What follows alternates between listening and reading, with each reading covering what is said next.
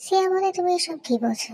যখন এই পার্সনটা বলে যে আমি একটা বাচ্চা চাই শুধু, আর তার জন্য আমার যদি তোমার সাথে রাত কাটানো লাগে তাতেও আমার কোনো সমস্যা নেই, আর আমি জানি দ্রুতই তোমার রাত আসতে চলেছে, তো তোমার উচিত আমার প্রপোজালটা অ্যাকসেপ্ট করে নেওয়া। সিয়া তখন ভাবতে থাকে যে আমার এই ফেরোমনে সমস্যা কেন হচ্ছে না, আর আমার ইচ্ছে করছে যেন আমি এর এই রেডিকুলাস প্রপোজালটাকেই মেনে নিই। আর সিয়া ওই পার্সনটাকে ভেতরে আসতে বলে। তিনি পার্সনটা নিজের ফোনে সিয়াকে দেখায় যে ওদের জেনেটিক কম্প্যাটেবিলিটি রেট 83%, আর যেটা কোনো মিরাকেলের থেকে কম কিছু না। এন্ড সিয়া ভাবতে থাকে আমি এত হাই কম্প্যাটেবিলিটি রেট আগে কখনোই দেখিনি। ওই পার্সনটা দেন বলে, তাই আমি এই অপরচুনিটিটাকে মিস করতে চাই না। সিয়া তখন বলে যে তুমি একটা স্পার্ম ব্যাংকেট ইউজ করতে পারো।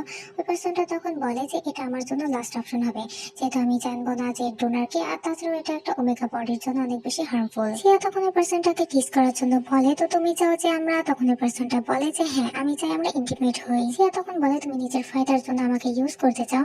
ওই পার্সনটা তখন বলে যে আম সরি, তোমার এমনটা মনে হতে পারে, বাট আম সিরিয়াস। সিয়া ভাবতে থাকে ব্যাপারটা অনেক বেশি ইন্টারেস্টিং। আমি অনেক ওমেগাসদেরকে দেখেছি যারা আলফাদের রাতের কারণে ক্রেজি হয়ে গিয়ে তাদেরকে বেক করে, তাদেরকে মার্ক করার জন্য। বাট এই পার্সনটা এমন ক্যাজুয়ালি আমার সাথে রাত কাটানোর কথা বলছে যেন ও কোনো স্টোরে এসেছে কোনো আইটেম পারচেস করতে। আই ওয়ান্ডার যে ওর ইন্টেনশনটা কি। আর তাছাড়াও ইউহানকে বাদ দিলে ওই একমাত্র ওমেগা যার ফেরামনে আমার অস্বস্তি বোধ হয় না।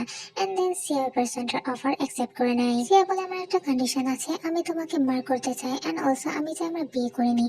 দেন 1 বছর পর তুমি যখন আমাদের চাইল্ডকে বার্থ দিবে, তারপর আমি তোমাকে ডিভোর্স দিয়ে দিব। এন্ড তোমার চিন্তা করার কিছু নেই, বাচ্চার কাস্টাডি আমি সম্পূর্ণভাবে তোমাকে দিয়ে দেবো, আর বাচ্চার সব খরচও আমি বহন করব।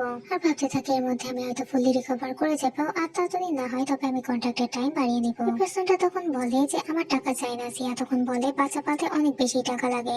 ওই পার্সনটা তখন বলে আমার কাছে এনাফ মানি আছে, আর তাছাড়াও আমি চাই আমার বাচ্চাকে সম্পূর্ণভাবে নিজে বড় করতে। সিয়ার কাছে এই ব্যাপারটা অনেক বেশি ইন্টারেস্টিং লাগে। ওই পার্সনটা তখন বলে যে চলো টেস্ট করা যাক, আমরা একসাথে ইন্টিমেট হলেই বুঝতে পারবো যে আমাদের জেনেটিক কম্প্যাটেবিলিটি রেট হাই কিনা। আমি চাই আমরা কোনো কন্ট্রাক্ট সাইন করার আগে এটা শিওর হয়ে নেই যে আদৌ আমাদের কম্প্যাটেবিলিটি রেট হাই কিনা। সিয়া তখন জিজ্ঞাসা করে তোমার নাম কি। ওই পার্সনটা তখন ব্লাশ করতে থাকে আর বলে জু হেইয়ন। সিয়া তখন ওর কাছে গিয়ে বলে মিস্টার জু হেইয়ন, তো চলো চেক করা যাক আমরা জেনেটিক্যালি কতটা কম্প্যাটেবল। হেইয়ন তখন বলে যে আমি শাওন নিয়ে আসছি।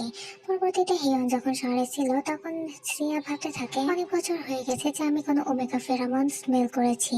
আমি জানি না এটা আমাদের কম্প্যাটেবিলিটির কারণে কিনা, বাট আমার এর স্মেল অনেক বেশি সুইট লাগছে। হিয়ন দেন সাউথ থেকে এসে বলে যে তুমি যদি হেজিটেট ফিল করো তো তোমার এসব করা লাগবে না। সিয়া দেন এক্সাইটেড হতে থাকে আর ভাবে যে ওর বডি ওয়েট হওয়ার কারণে ওর ফেরামন আরো বেশি স্ট্রং হচ্ছে। আর হিয়নের কথার উত্তরে বলে যে না আমি হেজিটেট করছি না, চলো এটা করা যাক। হিয়ন তখন বলে যে এটা আমাদের দুজনের জন্য একটা ট্রায়াল, আর আমি জানি তোমার দ্রুতই রাত আসতে চলেছে, তো তোমার নিজেকে কন্ট্রোল করা অনেক বেশি ডিফিকাল্ট হবে, আর আমি চাই তুমি আমাকে ক্যাজুয়ালি বাইট না করো। সিয়া তখন বলে চিন্তা করো না, আমি তোমাকে বাইট করবো না।